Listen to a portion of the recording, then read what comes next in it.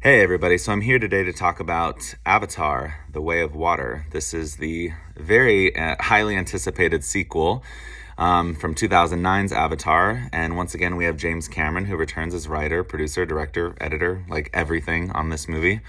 And I think for a while, a lot of fans were thinking the movie was never going to come out because it had been pushed back for many years, but understandably so, because given the technology that this movie is like working with, it's not something that you can just slap together in a year's time. So now that the movie is out, I do have some thoughts.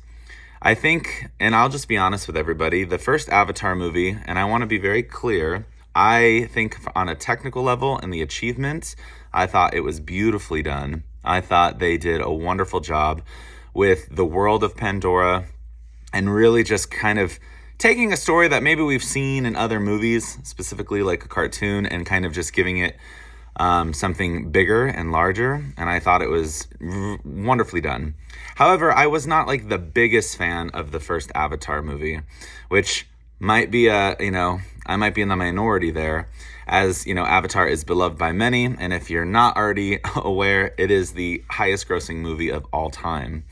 So there's a lot here for this second Avatar movie now that it's out, and to see if it's going to, hold that reigning title. Okay. But yeah, I didn't love the first Avatar movie all that much. Again, on a technical level, I thought it was great. But as a story and just in terms of my own enjoyment, I wasn't all that in love with it. And the more the movie kept getting hyped and hyped at being like the best movie ever made, the more I started to kind of, I don't want to say resent it, but just really didn't like it. And again, I have recently dabbled back into the movie in preparation for the next one. I didn't watch the first movie all over again fully, but I watched parts of it. And again, I can still appreciate all that was done. Now that we have Avatar 2, I think this movie is a bigger step up. I thought it was even more beautiful than the first, because this time we're not really focusing on the human aspect. We're focusing strictly on Pandora itself and the Na'vi, and we just see blue people everywhere, and it is a beautiful sight. Now, I will say, I do feel as if the first half of this movie is a little slow. It's not boring, but it doesn't really move as quickly as I would have liked it to. But again, visually, you're always going to be, drawn to something. So there's at least that to keep you engaged, whether it feels a little slow-paced or not. But for a runtime of 3 hours and about 12 minutes, I think, I was pretty watchful the entire time. I really enjoyed myself. I am not a big fan of 3D movies. I like the concept of 3D. I think that's something I would prefer once in a while, like if a project came out and it was something that you watched in 3D specifically for, imagery and visuals. But I think, and like a lot of people might agree, once 3D became just a trend and every movie felt the need to release a film in 3D, it just kind of exhausts you. You don't want to really partake in that idea, because now everything is 3D, but is it really? Some of the time, these movies are just more expensive to purchase a ticket for, and then the 3D is not all that great. So I, again, enjoy the concept of 3D when it's like a once in a while, just every blue moon kind of thing. So, and I don't know if you can watch the movie any other way, but I was kind of dreading the idea of sitting with glasses on, because I already have to wear glasses, and then to wear other glasses on top of them, I'm like, I just don't know how I'm going to feel. And I didn't mind the 3D here. I thought it was fine, but I would have been okay with watching it in 2D, to be honest with you. But anyway, that was just a side note I wanted to throw out there. I think the storyline here is a lot better.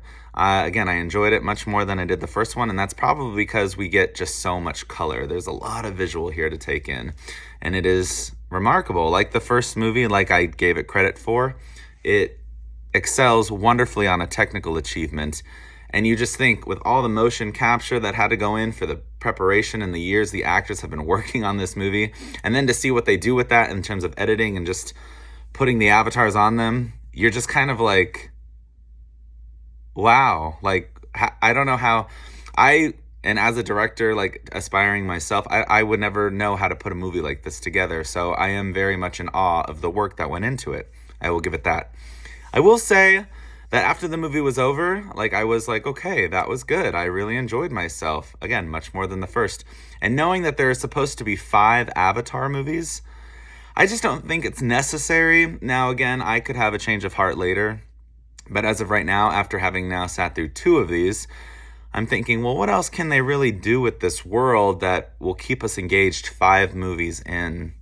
Now, again, that might change down the road, but for right now, I just don't think there's a need. I know the 3rd one's pretty much completed, and they have 4 and 5 kind of in development, but I'm thinking 3, fine, maybe a trilogy, but I just don't know what else to do after that point. But anyway, that all aside, I think Avatar: The Way of Water is a really unique experience. I think it's a lot of fun. Again, maybe not the best movie still, in my opinion. I don't think this is a film that I would even rank on like my top 5 of the year, but I still think it's a worthy experience at the theater because of how visually stunning it is. And James Cameron, once again, in that regard, really knocked it out of the park. Or out of the water. I had to. Anyway, I would love to know your thoughts on Avatar: The Way of Water and what you thought of it and what you thought of like the emotional level of the movie. I actually did get invested near the end of it. For the first like maybe hour and a half, I wasn't emotionally connected or invested, but then as soon as we got to the midway point to the end, I did really start to cling on to the Na'vi a lot more and things that were happening. So I'd love to get your thoughts. Just drop a comment down below and let's talk about this, since it is one of the highly anticipated films of the year, and I'm curious to see how this one's going to do next to the first movie. So yeah, those are my thoughts.